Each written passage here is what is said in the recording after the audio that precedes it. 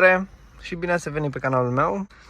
În clipul de astăzi să vă arăt cum puteți să schimbați aceste ceasuri, care sincer mi se par destul de banale și merită din plin schimbarea, cu aceste ceasuri. Ei bine, mi-am luat un set de ceasuri de Anglia.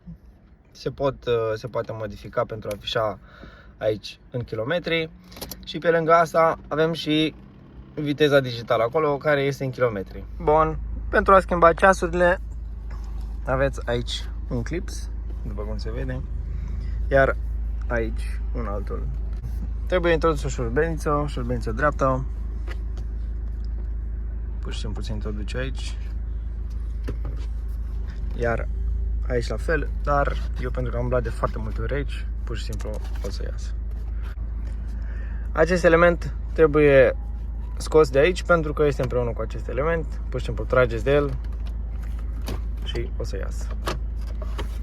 Și prin urmare putem scoate acest. Iar aici, pentru a înlătura ceasurile, avem două șuruburi.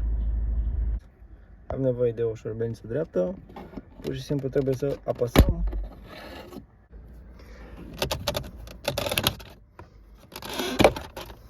Este vorba despre acest clips care ține ceasul blocat. Pur și simplu trebuie să împingeți cu o șurubelniță. Bun, după ce ați reușit să scoateți ceasurile, mare grijă în spate, deoarece aici avem o mufă, da? Mufa principală, pe care pur și simplu trageți și o să iasă. Iar aici avem ceasurile vechi, mufa.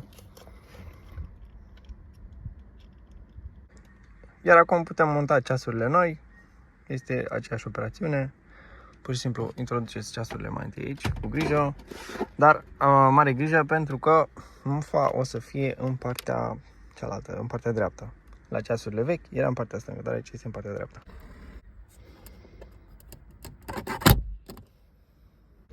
Am pus și șuruburile înapoi, iar acum trebuie doar să mai punem ornamentul.